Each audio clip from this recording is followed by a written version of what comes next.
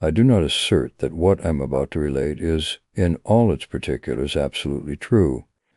Not, understand me, that it is not true, but I do not feel that I care to make an assertion that is more than likely to be received by a skeptical age with sneers of incredulity. I will content myself with a simple narration of the events of that evening, the memory of which is so indelibly impressed upon my mind, and which, were I able to do so, I should forget without any sentiments of regret whatsoever. The affair happened on the night before I fell ill of typhoid fever, and is about the sole remaining remembrance of that immediate period left to me. Briefly, the story is as follows. Notwithstanding the fact that I was overworked in the practice of my profession, it was early in March, and I was preparing my contributions for the coming Christmas issues of the periodicals for which I write. I had accepted the highly honorable position of entertainment committeeman at one of the small clubs to which I belong. I accepted the office, supposing that the duties connected with it were easy of performance, and with absolutely no notion that the faith of my fellow committeemen in my judgment was so strong that they would ultimately manifest a desire to leave the whole program for the club's diversion in my hands. This, however, they did, and when the month of March assumed command of the calendar, I found myself utterly fagged out and at my wits' end to know what style of entertainment to provide for the club meeting to be held on the evening of the 15th of that month. I had provided already an unusually taking variety of evenings, of which one in particular, called the Martyr's Night, in which living authors rebbed through selections from their own works, while an inhuman audience, every man of whom had suffered even as the victims then suffered, sat on 10 score of camp stools, puffing the smoke of 25 score of free cigars into their faces, and gloating over their misery, was extremely successful, and had gained for me among my professional brethren the enviable title of Machiavelli Junior. This performance, in fact, was the one now uppermost in the minds of the club members, having been the most recent of the series, and it had been prophesied by many men whose judgment was unassailable that no man, not even I, could ever conceive of anything that could surpass it. Disposed at first to question the accuracy of a prophecy to the effect that I was, like most others of my kind, possessed of limitations, I came finally to believe that perhaps, after all, these male Cassandras with whom I was thrown were right. Indeed, the more I racked my brains to think of something better than Martyr's Night, the more I became convinced that in that achievement I had reached the zenith of my powers. The thing for me to do now was to hook myself securely onto the zenith and stay there. But how to do it? That was the question which drove sleep from my eyes, and deprived me for a period of 6 weeks of my reason, my hair departing immediately upon the restoration thereof, a not uncommon after-symptom of typhoid. It was a typical March night, this one upon which the extraordinary incident about to be related took place. It was the kind of night that novelists use when they are handling a mystery that in the abstract would amount to nothing, but which in the concrete of a bit of wild, weird, and windy nocturnalism sends the reader into hysterics. It may be, I shall not attempt to deny it, that had it happened upon another kind of an evening, a soft, mild, balmy June evening, for instance, my own experience would have seemed less worthy of preservation in the amber of publicity, but of that the reader must judge for himself. The fact alone remains that upon the night when my uncanny visitor appeared, the weather department was apparently engaged in getting rid of its remnants. There was a large percentage of withering blast in the general make-up of the evening. There were rain and snow which alternated in pattering upon my window pane and whitening the apology for a wall that stands 3 blocks from my flat on Madison Square. The wind whistled as it always does upon occasions of this sort, and from all corners of my apartment After the usual fashion, there seemed to come sounds of a supernatural order, the effect of which was to send cold chills off on their regular trips up and down the spine of their victim, in this instance myself. I wish at the time the hackneyed quality of these sensations had appealed to me. That it did not do so was shown by the highly nervous state in which I found myself as my clock struck 11. If I could only have realized at that hour that these symptoms were the same old threadbare premonitions of the appearance of a supernatural being, I should have left the house and gone to the club, and so have avoided the visitation then imminent. Had I done this, I should doubtless also have escaped the typhoid, since the doctors attributed that misfortune to the shock of my experience, which, in my then wearied state, I was unable to sustain. And what the escape of typhoid would have meant to me, only those who have seen the bills of my physician and druggist for services rendered and prescriptions compounded are aware. That my mind unconsciously took thought of spirits was shown by the fact that when the first chill came upon me, I arose and poured out for myself a stiff bumper of old reserve rye, which I immediately swallowed. But beyond this I did not go. I simply sat there before my fire, cuddled my brains for an idea whereby my fellow members at the Gutenberg Club might be amused. How long I sat there I do not know. It may have been 10 minutes. It may have been an hour. I was barely conscious of the passing of time. But I do know that the clock in the Dutch Reformed Church steeple at 29th Street and Fifth Avenue was clanging out the first stroke of the hour of midnight when my doorbell rang. Heretofore, if I may be allowed the word, the tintinnabulation of my doorbell had been invariably pleasing unto me.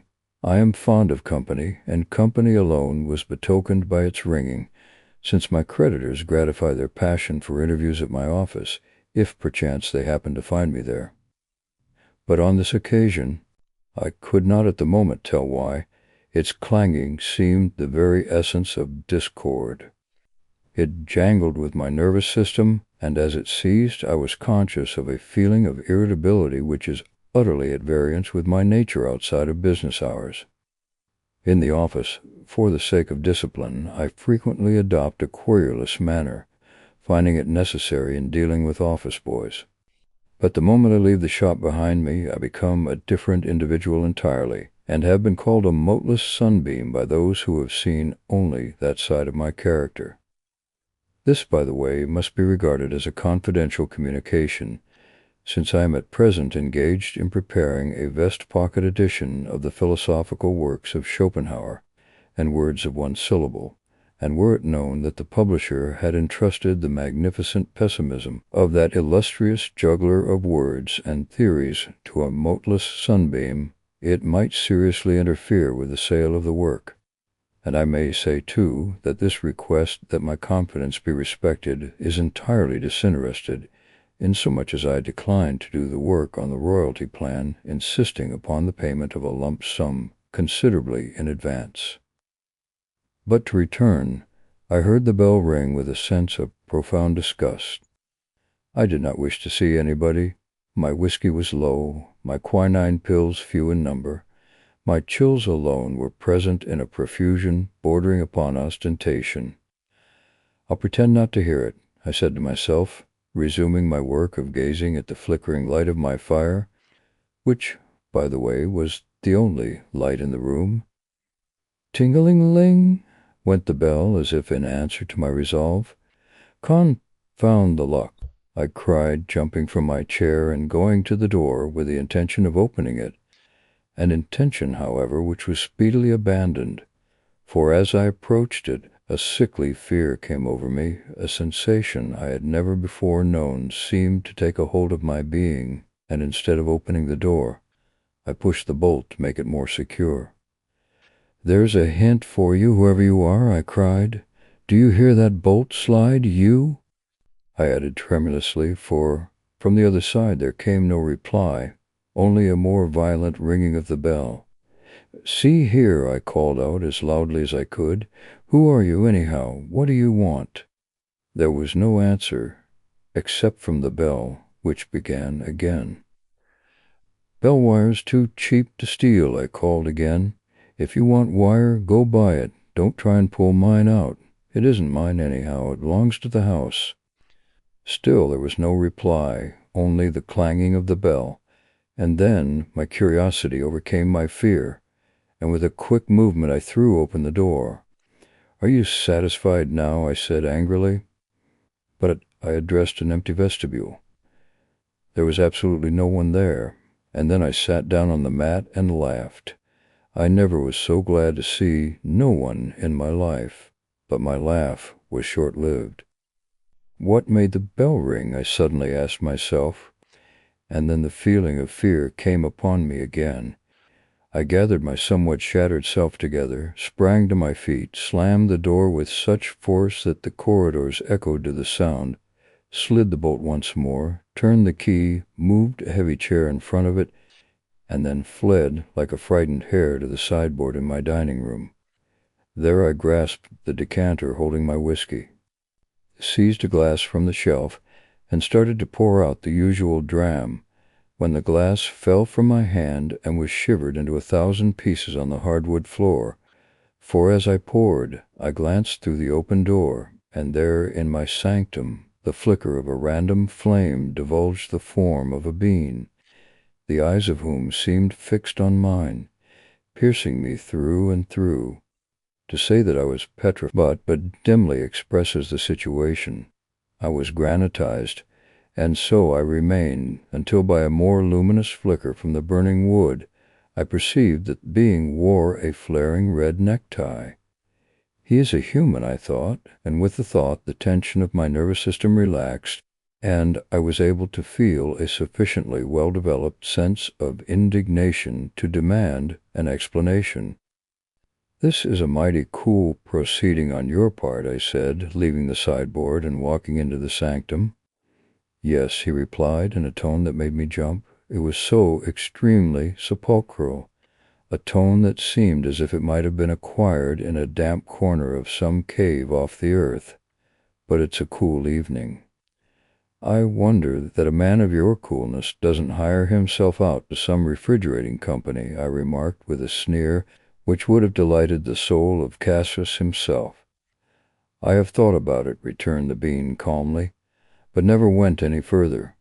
Summer hotel proprietors have always outbid the refrigerating people, and they in turn have been laid low by millionaires who have hired me on occasion to freeze out people they didn't like, but who have persisted in calling.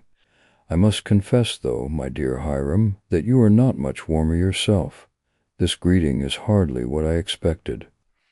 "Well, if you want to make me warmer," I retorted hotly, "just keep on calling me Hiram. How the deuce did you know of that blot on my escutcheon anyhow?" I added, for Hiram was one of the crimes of my family that I had tried to conceal, my parents having fastened the name of Hiram Spencer Carrington upon me at baptism, for no reason other than that my rich bachelor uncle, who subsequently failed and became a charge upon me, was so named. "I was standing at the door of the church when you were baptized," returned the visitor, "and as you were an interesting baby, I have kept an eye on you ever since. Of course I knew that you discarded Hiram as soon as you got old enough to put away childish things, and since the failure of your uncle, I have been aware that you desire to be known as Spencer Carrington. But to me, you are, always have been, and always will be, Hiram." "Well, don't give it away," I pleaded. "I hope to be famous some day, and if the American newspaper paragrapher ever got a hold of the fact that once in my life I was Hiram, I'd have to Hiram to let me alone." "That's a bad joke, Hiram," said the visitor, "and for that reason I like it, though I don't laugh. There is no danger of your becoming famous if you stick to humor of that sort." "Well, I'd like to know," I put in, my anger returned. "I'd like to know who in Brindisi you are, what in Cairo you want, and what in the name of the 17 hinges of the gates of Singapore you are doing here at this time of night." "When you were a baby, Hiram, you had blue eyes," said my visitor. "Bonny blue eyes, as the poet says." "What of it?" I asked. "This," replied my visitor. If you have them now, you can very easily see what I am doing here. I am sitting down and talking to you." "Oh, are you?" I said with fine scorn. I had not observed that. The fact is, my eyes were so weakened by the brilliancy of that necktie of yours that I doubt I could see anything, not even one of my own jokes. It's a scorcher, that tie of yours. In fact, I never saw anything so red in my life." "I do not see why you complain of my tie," said the visitor. "Your own is just as bad." "Blue is never so withering as red," I retorted, at the same time caressing the scarf I wore. "Perhaps not, but, if you will look in the glass, Hiram, you will observe that your point is not well taken," said my vis-a-vis calmly. I acted upon the suggestion, and looked upon my reflection in the glass, lighting a match to facilitate the operation. I was horrified to observe that my beautiful blue tie, of which I was so proud, had in some manner changed, and was now of the same aggressive hue as was that of my visitor, red even as a brick is red. To grasp it firmly in my hands and tear it from my neck was the work of the moment. And then, in a spirit of rage, I turned upon my companion. "See here," I cried, "I've had quite enough of you. I can't make you out, and I can't say that I want to. You know where the door is. You will oblige me by putting it to its proper use." "Sit down, Hiram," said he, "and don't be foolish and ungrateful. You are behaving in a most extraordinary fashion, destroying your clothing and acting like a madman generally. What was the use of ripping up a handsome tie like that?" "I despise loud hues. Red is a jockey's color," I answered. "But you did not destroy the red tie," he said with a smile. "You tore up your blue one. Look, there it is on the floor. The red one you still have on." Investigation showed the truth of my visitor's assertion. That flaunting streamer of anarchy still made my neck infamous, and before me on the floor, an almost unrecognizable mass of shreds, lay my cherished cerulean tie. The revelation stunned me. Tears came into my eyes, and trickling down over my cheeks, fairly hissed with the feverish heat of my flesh. My muscles relaxed, and I fell limp into my chair. "You need stimulant," said my visitor kindly. "Go take a drop of your old reserve, and then come back here to me. I have something to say to you." "Will you join me?" I asked faintly. "No," returned the visitor. "I am so fond of whiskey that I never molest it. That act which is your stimulant is death to the rye.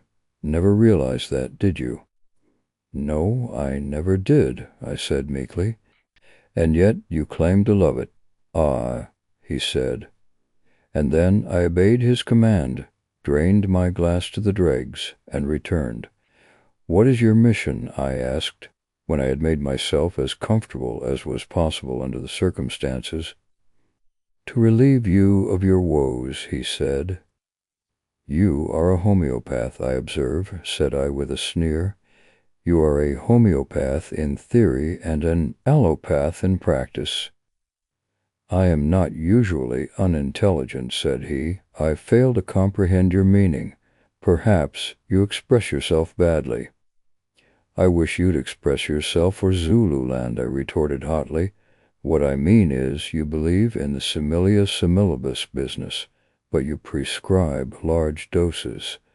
I don't believe troubles like mine can be cured on your plan. A man can't get rid of his stock by adding to it." I see. You think I have added to your troubles." "I don't think so," I answered with a fond glance at my ruined tie. "I know so." "Well, wait until I have laid my plan before you, and see if you won't change your mind," said my visitor significantly. "All right," I said. "Proceed. Only hurry. I go to bed early as a rule, and it's getting quite early now." "It's only 1 o'clock," said the visitor, ignoring the sarcasm. "But I will hasten, as I've several other calls to make before breakfast." "Are you a milkman?" I asked. "You are flippant," he replied. "But, Hiram," he added, I have come here to aid you in spite of your unworthiness. You want to know what to provide for your club night on the 15th. You want something that will knock the martyr's night silly. Not exactly that, I replied. I don't want anything so abominably good as to make all the other things I've done seem failures. That is not good business. Would you like to be hailed as the discoverer of genius? Would you like to be the responsible agent for the greatest exhibition of skill and certain direction ever seen? Would you like to become the most famous impresario the world has ever known?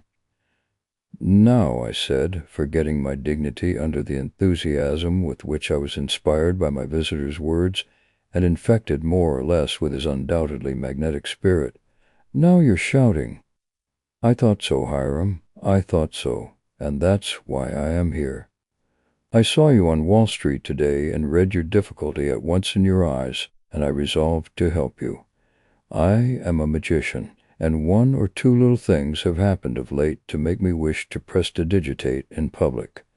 I knew you were after a show of some kind, and I've come to offer you my services. Oh, pshaw, I said. The members of the Gutenberg Club are men of brains, not children.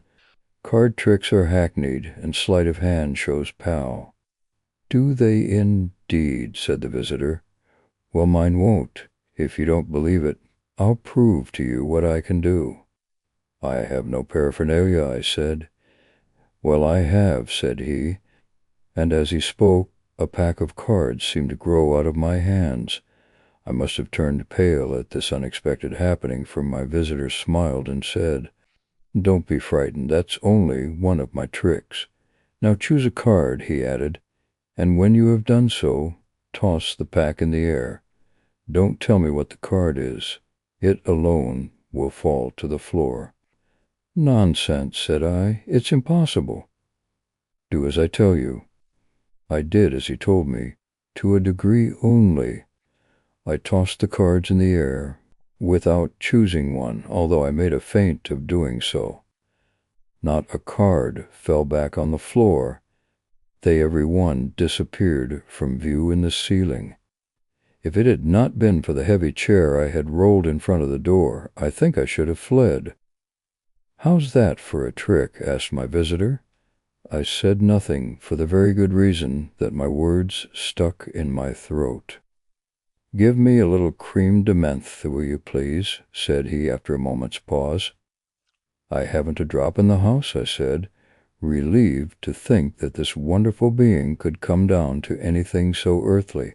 Pshaw, Hiram, he ejaculated, apparently in disgust.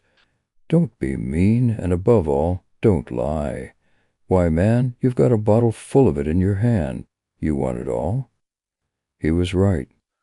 Where it came from I do not know, but beyond question the graceful slim-necked bottle was in my right hand, and my left held a liqueur glass of exquisite form. Say, I gasped, as soon as I was able to collect my thoughts, what are your terms? Wait a moment, he answered.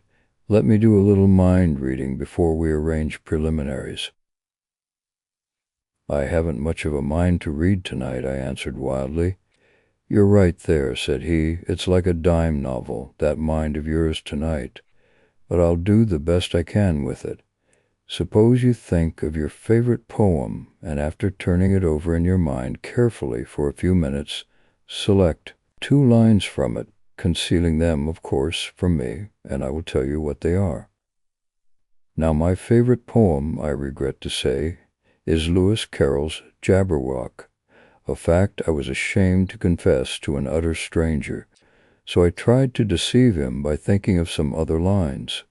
The effort was hardly successful, for the only other lines I could call to mind at the moment were from Rudyard Kipling's rhyme, The Post That Fitted, and which ran, Year by year, in pious patience, vengeful Mrs. Boffin sits, waiting for the Sleary babies to develop Sleary's fits.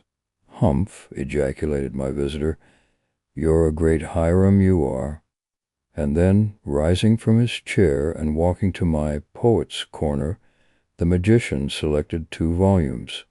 "There," said he, handing me the departmental ditties, "you'll find the lines you tried to fool me with at the foot of page 13. Look." I looked, and there lay that vile, sneery sentiment in all the majesty of type, staring me in the eyes. "And here," added my visitor, opening through the looking-glass, "here is the poem that to your mind holds all the philosophy of life. Come to my arms, my beamish boy," he chortled in his joy. I blushed and trembled, blushed that he should discover the weakness of my taste, trembled at his power. "I don't blame you for coloring," said the magician, "but I thought you said the Gutenberg was made up of men of brains. Do you think you could stay on the rolls a month if they were aware that your poetic ideals are summed up in the Jabberwock and Slirry-Fits?" "My taste might be far worse," I answered. "Yes, it might. You have stooped to liking some of your own verses. I ought really to congratulate you, I suppose," retorted the visitor with a sneering laugh. This roused my ire again. "Who are you, anyhow, that you come here and take me to task?" I demanded angrily. "I'll like anything I please, and without asking your permission. If I cared more for the Peterkin papers than I do for Shakespeare, I wouldn't be accountable to you, and that's all there is about it." "Never mind who I am," said the visitor. "Suffice to say that I am myself. You'll know my name soon enough. In fact, you will pronounce it involuntarily the first thing when you wake in the morning, and then—" Here he shook his head ominously, and I felt myself grow rigid with fright in my chair. "Now for the final trick," he said, after a moment's pause. "Think of where you would most like to be at this moment, and I'll exert my power to put you there. Only close your eyes first." I closed my eyes and wished. When I opened them, I was in the billiard room of the Gutenberg Club with Perkins and Thompson. "For heaven's sake, Spencer," they said in surprise, "where did you drop in from? Why, man, you're as white as a sheet. And what a necktie! Take it off." "Grab hold of me, boys, and hold me fast," I pleaded, falling on my knees in terror. "If you don't, I believe I'll die." The idea of returning to my sanctum was intolerably dreadful to me. "Ha!" laughed the magician, for even as I spoke to Perkins and Thompson, I found myself seated opposite my infernal visitor in my room once more. "They couldn't keep you an instant with me summoning you back." His laughter was terrible, his frown was pleasanter, and I felt myself gradually losing control of my senses. "Go," I cried, "leave me, or you will have the crime of murder on your conscience." "I have no he began, but I heard no more. That is the last I remember of that fearful night. I must have fainted, and then have fallen into a deep slumber. When I waked it was morning, and I was alone, but undressed and in bed, unconscionably weak, and surrounded by medicine bottles of many kinds. The clock on the mantel on the other side of the room indicated that it was after 10 o'clock. "Great Beelzebub!" I cried, taking note of the hour. "I have an engagement with Barlow at 9. And then a sweet-faced woman, who I afterwards learned was a professional nurse, entered the room, and within an hour I realized 2 facts. One was that I had lain ill for many days, and that my engagement with Barlow was now for 6 weeks unfulfilled. The other, that my midnight visitor was none other than— And yet I don't know. His tricks certainly were worthy of that individual, but Perkins and Thompson asserted that I never entered the club that night.